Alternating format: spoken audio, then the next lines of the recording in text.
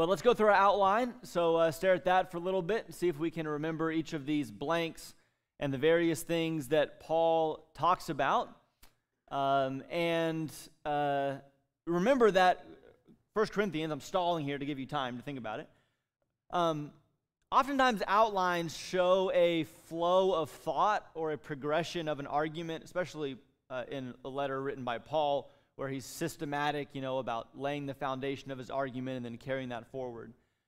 This outline of 1 Corinthians is maybe less that and more just about keeping track of the various topics that Paul touches on. Remember, there are a number of different issues, topics that are problems in Corinth, and Paul, 1 Corinthians is as much a catalog as any letter of Paul's, where he just goes through one by one and addresses each of these things, which I think is a great reason to memorize this, because then we can call to mind as things come up and say, oh yeah, I remember Paul talked about XYZ topic, and that is in this chapter or this section of 1 Corinthians. Easy reference for future study. Okay, the first 9 verses of chapter 1, what do we call that? Yeah, the introduction, or the intro. Paul's greeting and thanksgiving for the Christians. And then in the first 6 chapters, this first orange bullet point, Paul is responding to what in the first 6 chapters? Responding to reports that he has heard about what's going on in Corinth. Chapters 1 to 4 is a call to unity, okay?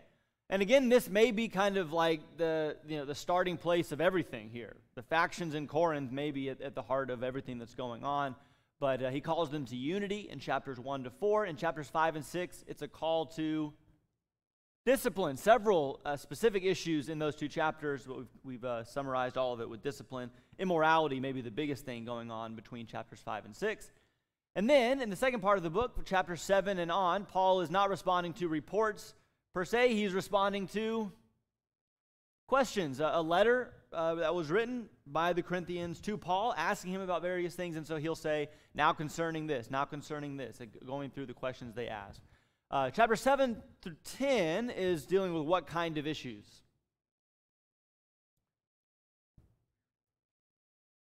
Yeah, I heard someone say personal. Remember, these are kind of like individual matters, not that it doesn't pertain to other people. In fact, that's kind of the point of a lot of this, is that it does pertain to other people. You need to think about other people. But they're individual concerns in a person's life. And chapter 7, Paul deals with what question? Marriage. And then in chapters 8, 9, and 10, he deals with what question? Yeah, meat sacrifice to idols in chapters 8 to 10. Okay, then there is somewhat of a shift. Instead of dealing with individual personal matters, in chapters 11 to 14, Paul is dealing with what kind of issues? Assembly, or maybe we would say corporate, things that when people are together and there's worship and there's teaching and there's taking the Lord's Supper and there's praying and prophesying, okay? This is when people are together in the assembly or maybe in groups, okay? Chapter 11, 2 to 16, what is that? Specific issue. The head covering, men and women, gender roles. The rest of chapter 11 deals with the Lord's Supper. And then chapters 12 to 14,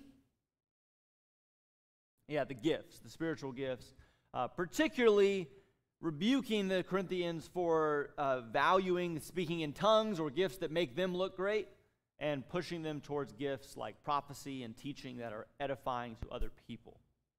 Because love is at the heart of that in chapter 13. And then here we are in chapter 15, and Paul is dealing with what issue? The resurrection. Okay, so we'll pick up here, and I don't see Rick and Kimbrough this morning. My opportunity to thank Rick publicly for teaching for me over the last 3 class periods, but I really appreciate it, so I'll tell him when I see him. But getting into chapter 15 and working our way up to where we'll pick up in verse 35. Okay, Paul says in chapter 15, verse 3, that what he is relaying to the Corinthians is of first importance. Okay, and just think about that, and think about this outline, and how Paul here is at the end of his letter, And oftentimes in something that is written, an essay, a letter, a sermon, something that's presented orally, the end is kind of the opportunity to give the climax, the kind of leading up to the conclusion. And that's what this is, okay? Chapter 16 is like the end, the closing remarks, okay? Like the appendix, the kind of add-on at the end before things wrap up. Chapter 15 is the end, as in the climactic conclusion. And so think about that, the placement of chapter 15, the discussion of the resurrection. Think about this phrase, it is of first importance. And that should help us to understand how critical it is, what Paul is talking about here in chapter 15. And we want to approach it with that kind of seriousness. But what was the problem? Maybe I'll ask you, see how good a job Rick did this teaching. But what's the problem? If you had to describe the problem that's going on in chapter 15 that Paul is addressing, what's the problem? You can just shout it out. If you know. There are some that are saying there is no resurrection of the dead. Paul says that explicitly in chapter 15, verse 12. How do some among you say there is no resurrection of the dead? Okay. Now, I don't want to spend too long on this, but I have a question at least when I read this. Well, what were they saying? How is it that a person could be a Christian, could be converted to Christ, and seriously believe or teach that there's no resurrection of the dead? All right. There's kind of two options that people kind of group themselves around. The first is that maybe these people are teaching that the resurrection has already happened. Okay, that's made reference to in 2 Timothy. I forget which chapter, but it talks about Hymenaeus and Alexander. They are causing a shipwreck of the faith because they're teaching that the resurrection has already happened. Okay, which would mean something like all the promises of resurrection have already been fulfilled, maybe in a spiritual sense, and there's nothing, there's no resurrection future because it's already been realized. Okay, the other option, which I think I am leaning towards, is that what's happening is that people are teaching that there is no resurrection of the body. Okay, we talked about some of this in chapter 6. Remember that it was very in Greek philosophy and the pagan world that the Corinthians are coming out of, that the body is icky. Okay, the body is evil. It is inherently bad. The body is, this is a phrase that comes from that time period, the prison house of the soul. Okay, and so these people are saying that there is no resurrection of bodies. That would have seemed absurd. In fact, remember when Paul went to Athens and spoke to the Greek philosophers? And remember, he said at the end of his spiel, Jesus has been raised from the dead. And the philosophers in Athens, they think that is like crazy town. Okay, dead people don't come back to life, one. Okay, but the idea of a corpse is like a zombie movie, a corpse coming up out of the ground. No, the body is not something that is, we want to come back. We want to do away with the body so the soul can be free. This just doesn't seem right that the body would be raised. That it seems to me may be what is going on in Corinth. There are some that are teaching that there's no bodily resurrection. So Paul is confronting that in chapter 15. And here are how he goes about making his answer, right? Again, what he starts with is to say, this is a big deal, okay? This is kind of anchored in, rooted in an understanding of the gospel itself. The gospel is a proclamation that Jesus has conquered. We're going to use that language. We're going to see that language throughout chapter 15, the language of conquering, the language of victory. And the death and the resurrection of Jesus is his conquering and the proclamation that he is king through conquering sin and death. But it proclaims the events of the death of Jesus and the bodily resurrection of Jesus, which may be why he spends so many verses in that talking about the appearances of Jesus to other people. Okay, this wasn't a metaphorical resurrection of Jesus. He came back out of the tomb. The tomb was empty after all, and he was going around and people saw him and appeared to him. Even to Paul, after Jesus had ascended to his heavenly throne, appeared to Paul, and Paul saw him and received that grace from Jesus. Okay, so that's the proclamation of the gospel, the death and resurrection of Jesus. But Paul goes on to say that if you try to deny that there is no resurrection of the dead, well, then you're arguing then that Jesus was not raised. If the dead don't come back to life, well, then Jesus didn't come back to life. And so by saying there's no resurrection of the dead, you've negated the gospel, which says that Jesus died and raised from the dead. And he goes on to say that, our faith is in vain and we're to be pitied if that's the case, okay? If Jesus wasn't raised, we're still in our sins. There's been no victory, I think is the point. Jesus didn't raise from the dead. There's no victory. We're still in our sins, and we're in a pitiable condition, okay? But he goes on to say in verses 20 to 28 that Christ has been raised, and because of that, he is a first fruits. Or the idea of first fruits comes from the Old Testament, and the first of a harvest would be offered up to God as a promise, as a guarantee, as a sign of trust that there would be more fruit to follow after that first part of the harvest. So Jesus is the first fruits of the resurrection. So because he was raised, all who belong to Jesus will be raised as well. But notice again in that we'll come back to it, but the language of all things will be put under his feet, one last enemy to be conquered, that is death. And Jesus will conquer and hand the kingdom back over to the Father in victory, okay? Otherwise, if that resurrection will not happen, that resurrection, the following of the first fruits, the resurrection of the dead, and that victory, if that's not going to happen, then, there's several things that are pointless. And Rick took us through those things in verses 29 to 34. The confusing one, of course, the baptism for the dead. Rick did a good job kind of presenting some different options for that. But maybe more easy to understand, why suffer? Why go through persecution? Why, endanger your life? Why be faithful until death if there's no victory on the other side?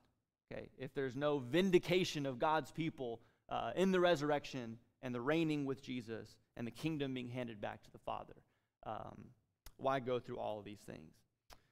And he ends by saying in verse 34, become sober-minded as you ought, and stop sinning, for some have no knowledge of God. I speak this to your shame.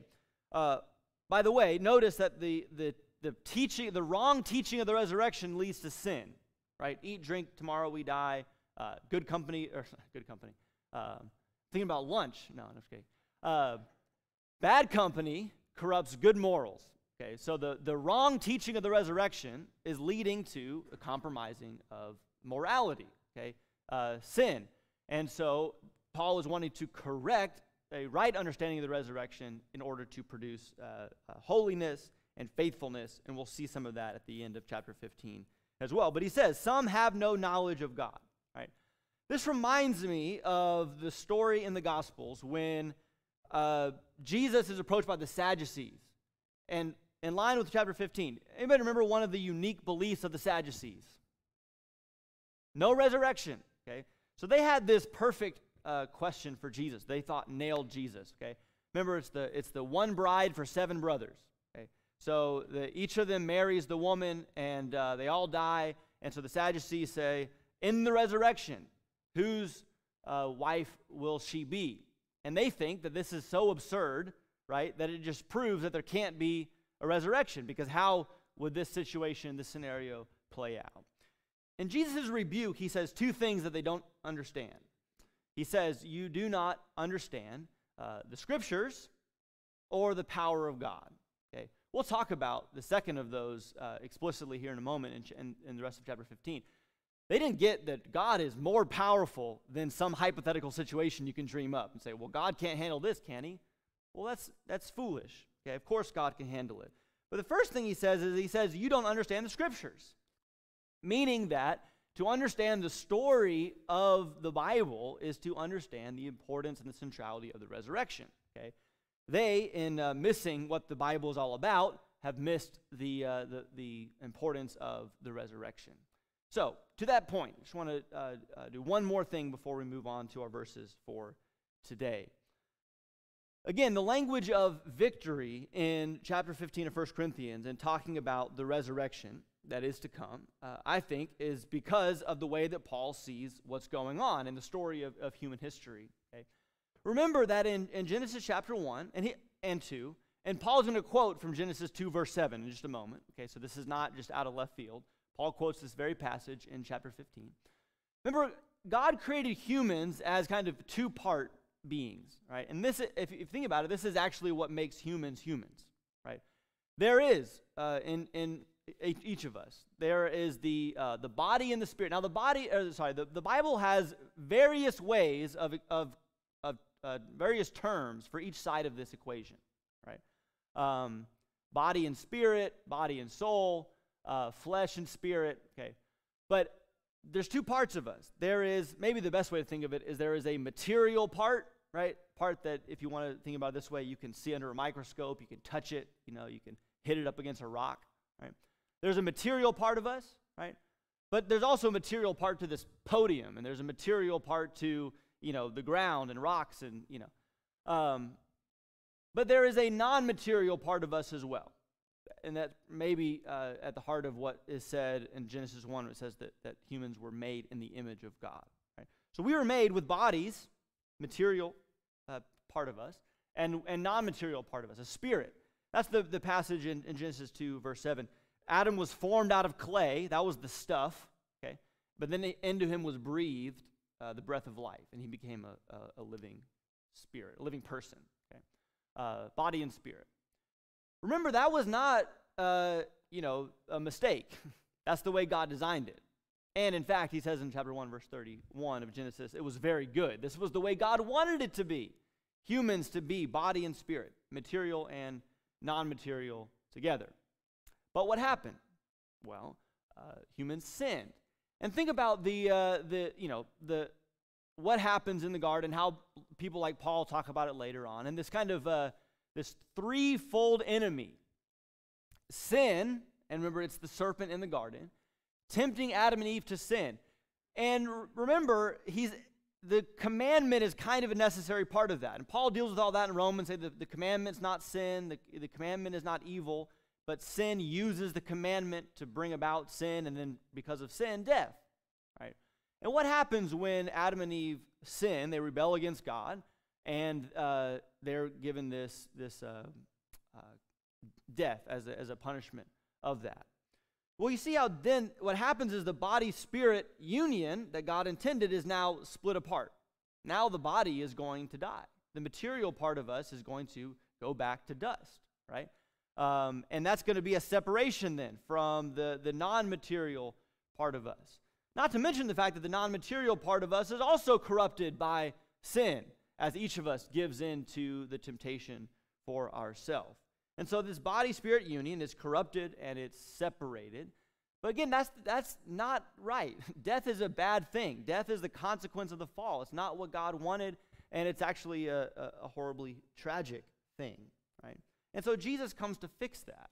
And Jesus comes to conquer this threefold enemy, right? He fulfills, Paul will say, the righteous requirement of the law. He will be nailed to the cross as an offering for sin, so he dies for sin. And he was raised. And in raising, he defeats death, the third of those enemies. And again, this brings us back to where Paul started his argument in chapter 15. To go through, Jesus died for our sins according to the Scriptures. He was buried, and he was raised on the third day according to the Scriptures. This is what had to be done to defeat sin and to defeat death, right? But that's not the end of the story, because for all of us who are being redeemed by Jesus, we are still in this fallen world, in this fallen state, with a corrupted, divided body and spirit. Okay, all of our bodies are going to die, right? And so, as Paul is emphasizing in chapter 15 of 1 Corinthians, upon his return, Jesus' return, the resurrection of the dead, of all those who belong to Christ, will complete that victory. And we will then, with our resurrected bodies, be in the glorified state that God intends for us. Not spirit without a body, and not body without spirit, but body and spirit together, as God intended from the beginning. Okay. Now, this is a perfect segue then into chapter 15, verse 35. But some will say, and maybe you're saying this to yourself right now, there's going to be an objection, it seems, to what Paul is saying. And Paul is going to bring up that objection and then respond to it in the rest of chapter 15. So be looking for that objection and what Paul's response is as we continue reading in chapter 15 of 1 Corinthians, verse 35. But someone will say, how are the dead raised?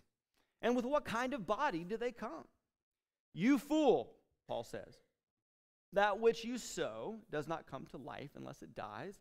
And that which you sow, you do not sow the body which is to be, but a bare grain, perhaps of wheat or of something else. But God gives it a body, just as he wished, and to each of the seeds a body of its own. All flesh is not the same flesh, but there is one flesh of men, and another flesh of beasts, another flesh of birds, and another of fish. There are also heavenly bodies and earthly bodies. The glory of the heavenly is one, the glory of the earthly is another. There is one glory of the sun, and another glory of the moon, and another glory of the stars, for star differs from star in glory. So, verse 42, so also is the resurrection of the dead. It is sown a perishable body, it is raised an imperishable body. It is sown in dishonor, it is raised in glory. It is sown in weakness, it is raised in power. It is sown a natural body, it is raised a spiritual body. If there is a natural body, there is also a spiritual body. So also it is written, the first man, Adam, became a living soul. The last Adam became a life-giving spirit. However, the spiritual is not first, but the natural, then the spiritual. The first man is from the earth, earthy. The second man is from heaven. As is the earthy, so also are those who are earthy. As is the heavenly, so also are those who are heavenly. Just as we have borne the image of the earthy, we will also bear the image of the heavenly. Verse 50, now I say this, brethren, that flesh and blood cannot inherit the kingdom of God, nor does the perishable inherit the imperishable. Behold, I tell you a mystery. We will not all sleep, but we will all be changed in a moment, in the twinkling of an eye, at the last trumpet. For the trumpet will sound, and the dead will be raised imperishable. We will be changed. For this perishable must put on the imperishable. This mortal must put on immortality. But when this perishable will have put on the imperishable, and this mortal will have put on immortality, then will come about the saying that is written, death is swallowed up in victory. O death, where is your victory? O death, where is your sting? The sting of death is sin. The power of sin is the law. But thanks be to God who gives us the victory through our Lord Jesus Christ. Therefore, my beloved brethren, be steadfast, immovable, always abounding in the work of the Lord, knowing that your toil is not in vain in the Lord. Okay, if you have people around you, you can slide or move or get close to somebody to talk about these things. It's a fairly direct question, so I'll give you a couple minutes maybe. What's the objection to Paul's teaching on the resurrection, and how does Paul respond to it? Go.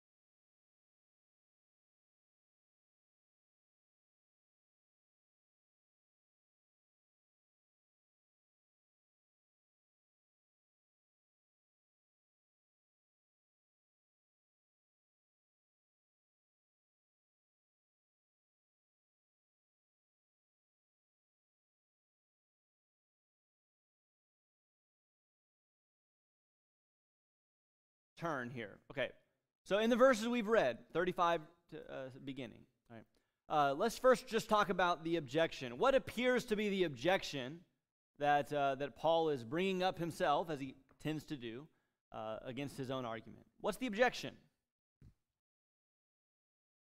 What body? What else? What are you saying in your conversations about that? How would you explain the objection?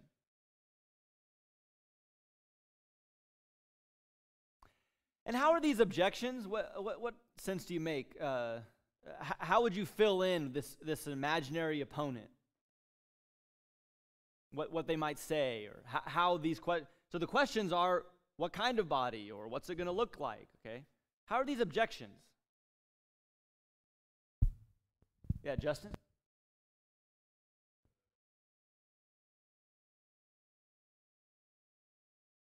Is how you're going to be, how you are today physically is how you're going to be resurrected as well. Yeah, and well, let's see how I put it here. And that doesn't seem right, does it? Okay. So there's a few things I think going on, and I'll again call your mind back to what Jesus said to the Sadducees. Okay, you don't know the Scriptures or the power of God. We've kind of talked about the Scriptures part of it, or maybe we're doing that right now. We're looking at the Scriptures, at least, that Paul has written down from it, okay? Or the power of God. So you say, well, that doesn't seem right. You're saying that I'm just going to, be like this in the resurrection, or maybe, it's going to be like my skeleton, like coming up out of the grave, the disconnected arm or something, I think that you could kind of go along the route of the Sadducees, okay? Have you ever heard people kind of make up these hypothetical, well, what about someone who's, missing their left pinky toe? Like what, they're going to only have 9 toes in the resurrection, Or what about someone who's cremated and their ashes are now like at the bottom of the ocean somewhere? Like, well, what about them, And we try to make up these scenarios, or we try to say, well, that possibly couldn't be that way.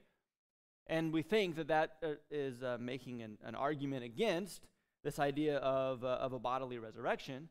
Paul's response to that is, you fool, in verse 36. So strong language as Jesus had for the Sadducees as well. Okay. So what's Paul's answer then? How does Paul handle this kind of objection? Yeah, Mike. I think it's essentially saying it doesn't matter. Like, it does really make a difference. You're looking at it entirely the wrong way. It's not so much about because that's what we think about. Like, I'm attractive now. Am I going to be attractive later? Or I'm, when I passed away, I was, 100 years old. Am I going to look like that? But that's the way that we think. It's not going to matter. It's not about the appearance of the body. It's about the quality of the body. So it's not going to matter. And Mike says it's not about the appearance, but the quality. What else did you say in your groups about Paul's responses to this kind of objection? We got Albert and Brian over here. And then Melanie, you had something? Oh. I saw a hand like this. So. You got to be careful, Albert and then Brian and then Juan over here as well. What occurred to me is he goes into talking about all of God's creation. It seems like we constantly put ourselves as the greatest creation, and I'm thinking of the apostles and asking James and John mother asking, who will be greater, or who will be on your right hand side? Will you pick my son, or make mine? And so again, we as humans just miss the point about we are a creation, we are clay. God's a creator, and I just see him going through the animals and nature and all this aspect and going, keep focus and keep perspective. Yeah, great. Thank you, Albert. And then Juan, let's go to Juan. You have that microphone, Robert? Juan, and then back to Brian. The way I think it is, I heard several arguments about it. Paul being one of them, he thought, he knew that the resurrection will be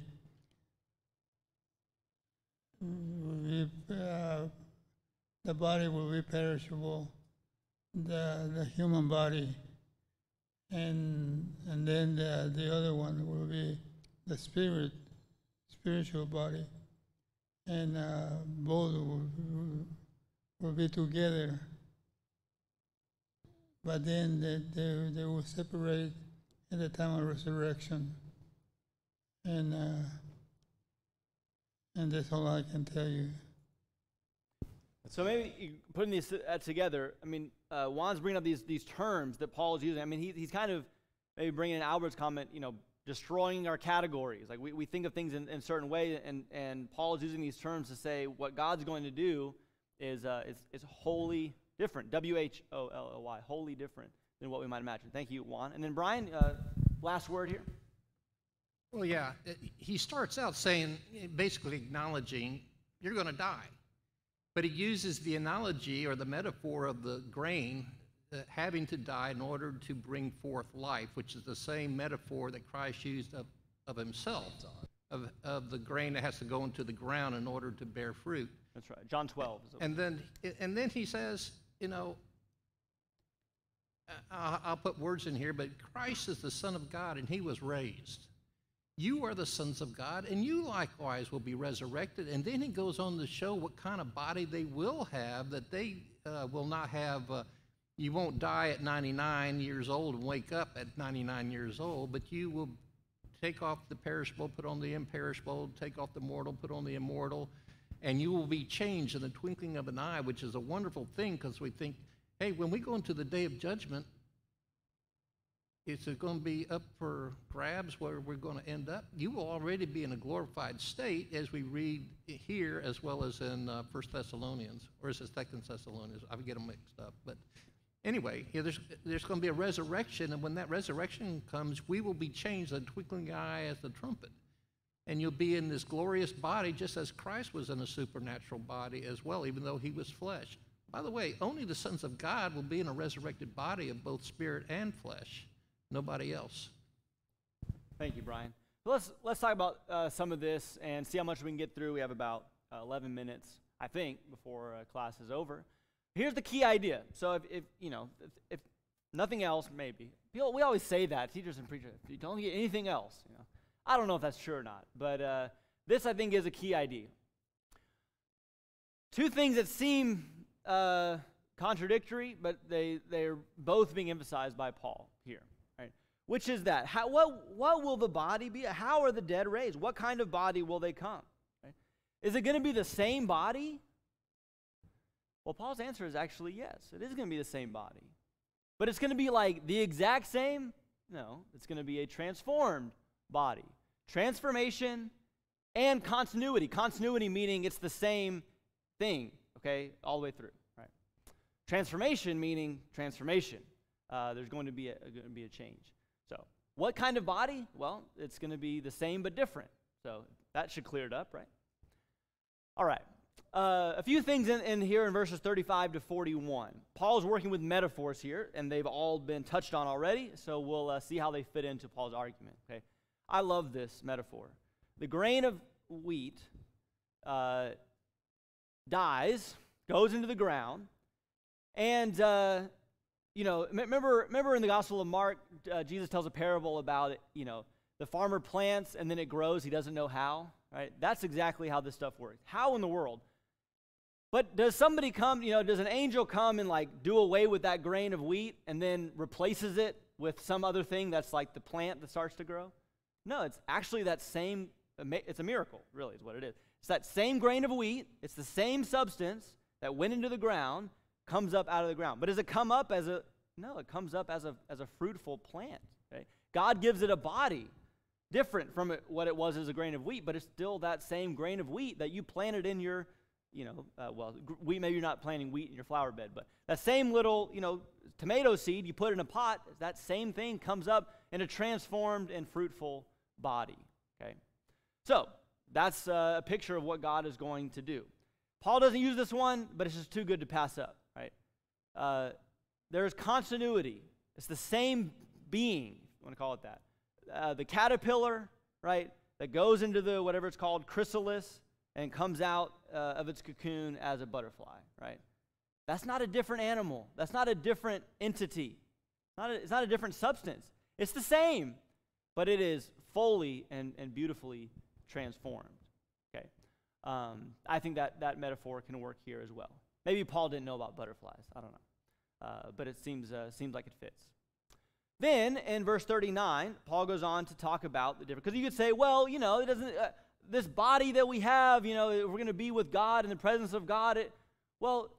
Even now, even in the world as we know it now, Albert was talking about that. In the creation, we're not the only ones. There are all kinds of flesh, all kinds of bodies. And guess what? Each body that God has created is perfectly suited to its environment. So if you say, well, how am I and my body going to be in the presence of God? Well, guess what? God will give us a body that will be perfectly suited to our purpose when we're in eternity with God.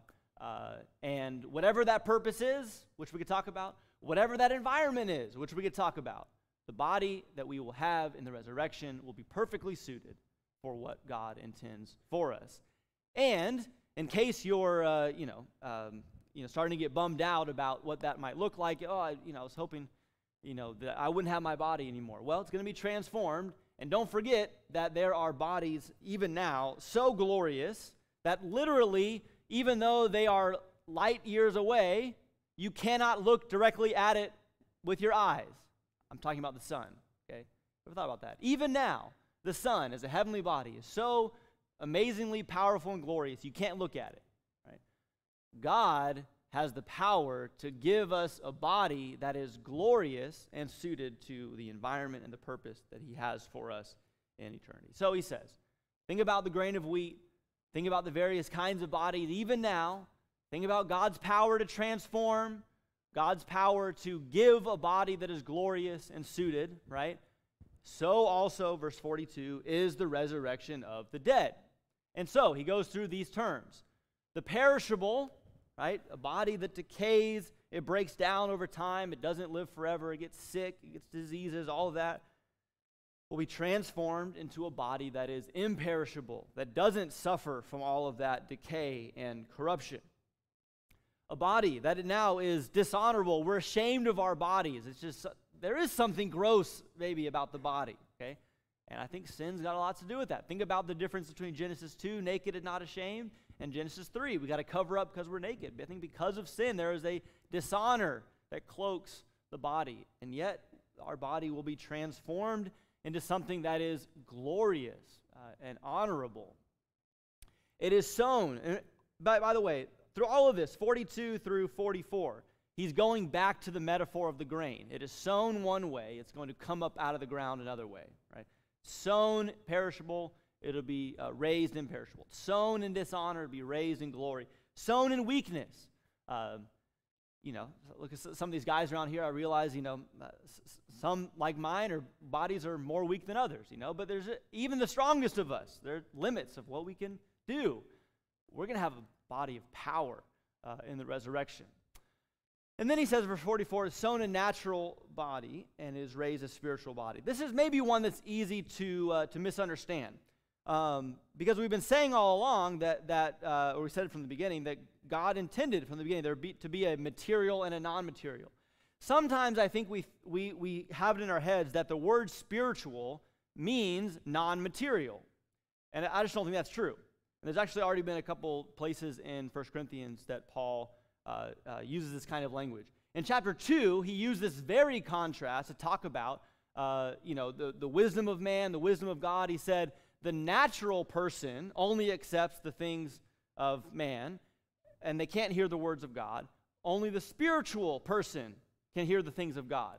Well, what does he mean by natural and spiritual there? Is it about material and non-material?